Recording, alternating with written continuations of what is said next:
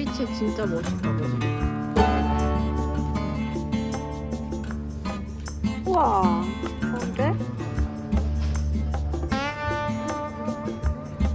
좋은데. 응.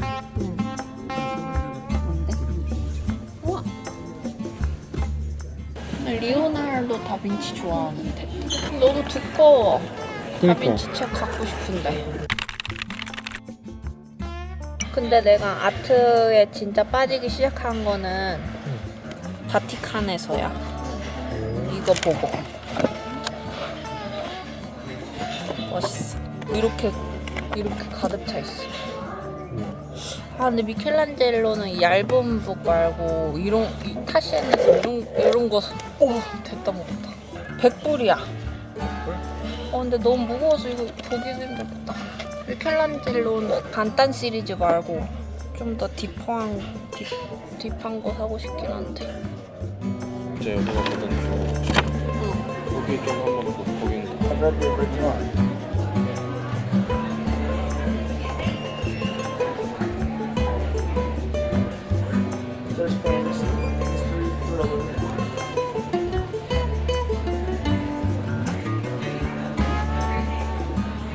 이거 제가 요즘 킨들로 읽는 책인데 실제로는 어떻게 생겼나랑 얼마나 두꺼운지 궁금해서 한번 찾아봤어요. 근데 생각보다 꽤 두꺼워요.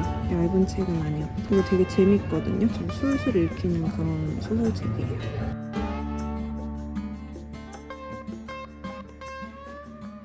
제가 그동안 읽고 있던 The Wife Upstairs 레이첼 하킨스 이거를 다 읽었어요. 스릴러 추리소설인데 이게 영어 원소로만 있는 것 같더라고요. 한국말로는 없는 것 같아요. 내용을 간략하게 얘기하자면 이 주인공 제인이 되게 부자 동네에서 도그워커 일을 하다가 거기서 남자를 만나게 되는 거예요. 그 남자와 만나면서 일어나는 일들, 제인이 좀 되게 백그라운드가 많고 자기가 숨기는 자기의 과거가 되게 많아요. 그런 게 점점 풀려나가고 제인이 만나는 그 남자 에디도 되게 뭔가 수상하고 미스터리한 점이 많아요. 이야기가 풀려나가는데 반전을 계속 더한다고 해야 될까? 사실 읽으면서 좀 어느 정도 예상은 가거든요. 엄청나게 대박 천재적 막 그런 건 아닌데 등장인물들의 과거 얘기가 막 좀 나오면서 얽히고 설킨 그런 얘기예요. 사실 결말이 그렇게 마음에 들진 않거든요. 작가도 되게 여러 가지 결말을 써놓고 이거를 작업을 했대요. 자기가 마지막으로 정한 엔딩 말고 또 이랬으면 어땠을까 하는 보너스 엔딩을 한 개 더 넣어놨어요. 두 가지 엔딩을 볼 수 있습니다. 영어 원서 입문자들한테 진짜 강추하는 게 주인공 제인이 진짜로 평범하고 미국에서 정말 서민적인 그런 사람이라고 볼 수 있어서 영어가 엄청 쉬워요. 평범하고 많이 쓰이는 단어들을 이 작가가 선택해서 사용했더라고요. 문장 자체도 되게 간결하게 쓰여 있어서 읽기도 되게 쉽고 이해하기에도 엄청 쉬워서 이거를 영어 원서로 추천을 드립니다. 엔딩이 제 마음에는 들지 않는다고 말씀을 드렸지만 뭐 어떤 분들은 좋아하실 수도 있고 스릴러 장르다 보니까 몰입해서 읽게 되긴 해요. 제가 그 다음으로 읽을 책은 너무 시끄러운 고독입니다. 이거는 영어 원서가 어차피 아니어서 그냥 한국말로 읽어보고 싶었거든요. 그래서 어머님한테 부탁을 했고 되게 얇아요. 제 검지손가락보다 얇습니다. 보흐밀 흐라발의 너무 시끄러운 고독을 끝냈습니다.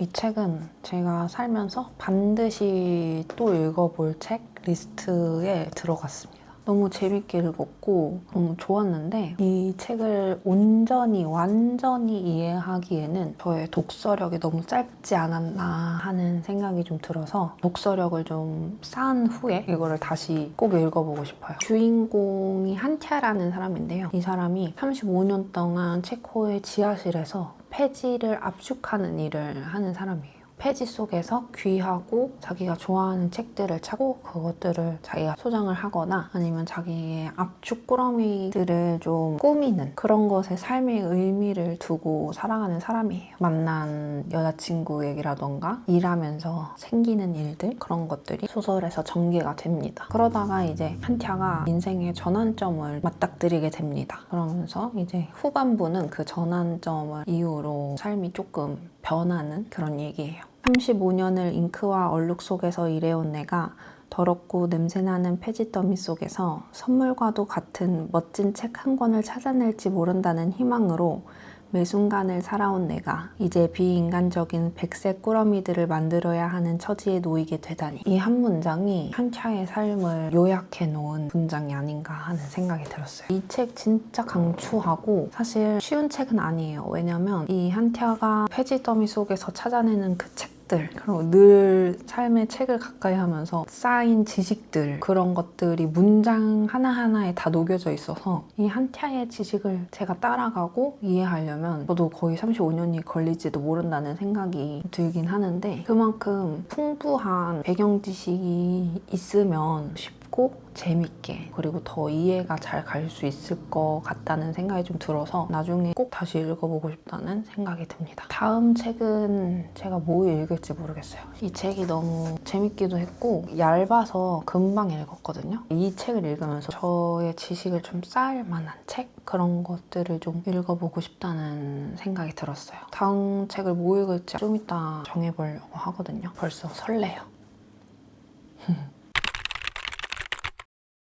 다음 책을 정했습니다. 제가 평소에도 그렇고 너무 시끄러운 고독을 읽으면서도 좀 느낀 건데 어릴 때 이제 다들 책 읽을 시기에 제가 그때 많이 책을 안 읽고 멀리 해가지고 기본 상식이 많이 없다 그렇게 좀 느껴가지고 기본 상식을 좀 쌓을 필요가 있다 하고 필요성을 느낀 적이 좀 많았거든요. 엄마가 저희 어릴 때 청소년 책 시리즈를 많이 사주셨어요. 근데 그때는 아예 진짜 거들떠도 안 보던 책들인데 지금이라도 좀 읽으면 되게 쉽고 재밌게 알아야 할 것들을 배우지 않을까 싶더라고요. 그래서 저희 이거 너무 안 읽어서 빈집에 갖다 놨던 책 시리즈 중에 하나인데 세계를 이끄는 사람들이라는 시리즈거든요. 엄마가 이 책을 다 버리겠다고 했는데 제가 안 된다고 이제라도 읽겠다고 해가지고 일단 한 권을 골라왔어요. 그래서 갈릴레오 이 시리즈가 어린이나 청소년들을 위한 책인데 그림도 되게 많고 글씨도 큼직큼직해서 이거는 진짜 금방 읽을 것 같습니다. 쉬운 책을 읽자. 갈릴레이를 읽고 있는데 아침 식사하면서 잠깐 읽는 거라서 생각보다 그렇게 진도가 빠르지 않고 곱씹으면서 읽다 보니까 특히 제가 완전 문외한인 과학 분야라서 굉장히 얇은 책이지만서도 생각보다 며칠 더 걸리고 지금 3일째거든요. 사실 하루면 다 읽을 줄 알았어요. 궁금한 것들 있으면 중간중간 검색도 하고 뭐 다른 과학자들 나오면 찾아보기도 하고 약간 공부하는 식으로 읽고 있어요.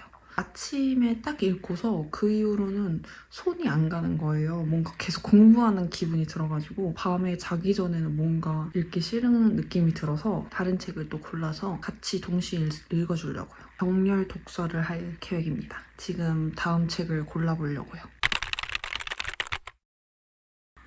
사실 골라놨어요. 연기자 모순.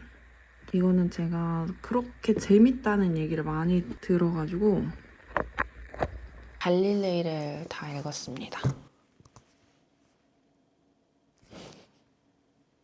이런 좀 정보성의 책들은 확실히 저의 독서 노트가 좀 깁니다. 제가 독후감을 절대 원래 평소에 길게 쓰지 않아요. 정말 최대한 간단하게. 길게 쓰고 싶을 때는 당연히 길게 쓰지만 저의 의무처럼 제 할 일처럼 느끼기는 싫어가지고 한 줄 평을 할 때도 있고 그렇습니다. 너무 시끄러운 고독도 반 페이지밖에 안 썼어요. 근데 갈릴레이는 한 페이지가 넘어갔습니다. 기억하고 싶은 게 많기 때문이죠.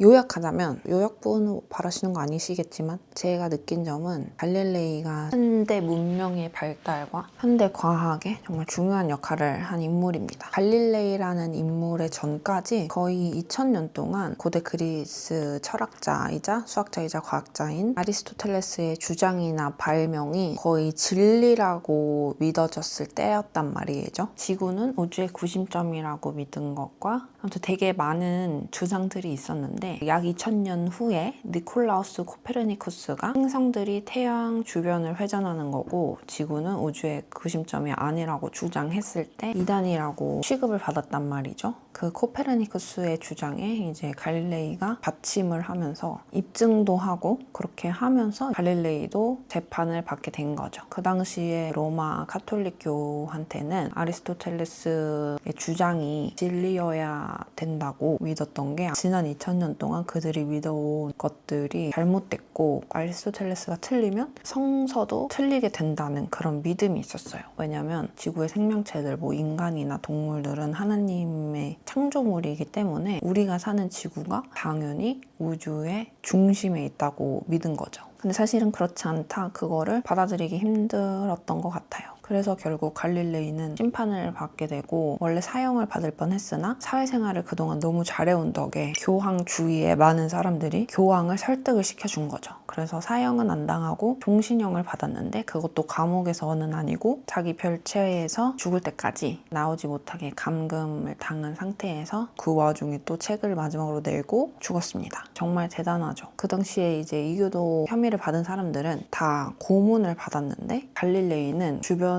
사람들 덕에 그 고문 한 번 당하지 않고 사형을 마감할 수 있었습니다. 갈릴레이가 죽은 후에 갈릴레이 주장을 지지하는 사람들이 엄청 많이 나왔고, 갈릴레이가 주장한 것들을 바탕으로 많은 과학자들이 사실을 입증해내고 또 다른 사실을 발견을 했거든요. 그럼에도 불구하고 갈릴레이가 유죄 판결을 받은 게 잘못된 판결이라고 인정하는 것이 갈릴레이가 죽고 나서 약 350년 후예요. 굉장히 오래 걸린 거죠. 이 책을 읽으면서 갈릴레이가 대단한 사람이다, 뭐 그런 것도 배웠지만 좀 그런 생각을 했어요. 우리가 진실이라고 믿고 있는 것들이 정말 진실일까? 역사를 보면은 그 당시에 믿었던 것들이 알고 보면 정말 말도 안 되는 것들이었고, 그게 실제로 입증이 되기도 하고 사회적으로 사람들이 진화를 하면서 많이 바뀌었잖아요. 지금 우리가 믿고 있는 어떠한 것들이 나중에 보면 정말 말도 안 되는 것들일 수도 있다. 그래서 늘 내가 아는 진실이 정말 진실일까? 이런 깨어있음이 있어야 된다고 생각을 해요. 세계를 이끄는 사람들 그 시리즈 중에 갈릴레이를 제일 먼저 고른 이유가, 너무 시끄러운 고독에서 코페르니쿠스 얘기가 나오거든요.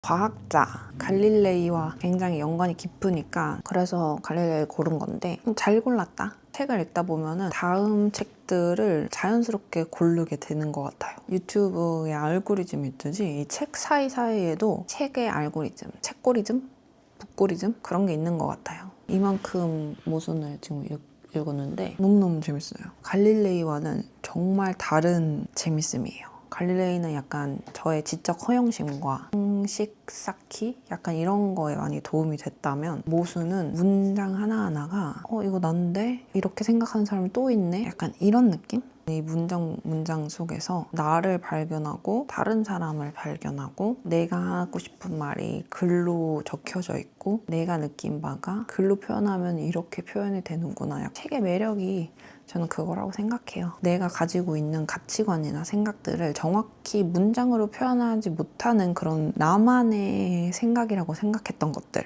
그런 문장들을 가끔 이렇게 책에서 만나면 그렇게 짜릿할 수가 없어요. 이 책도 그랬지만 그런 걸 제일 많이 느꼈던 게 인간 실격이었던 것 같아요. 작가들은 어떻게 그렇게 사람을 잘 알까? 그걸 어떻게 글로 표현을 할까? 너무 경이롭고 멋있습니다.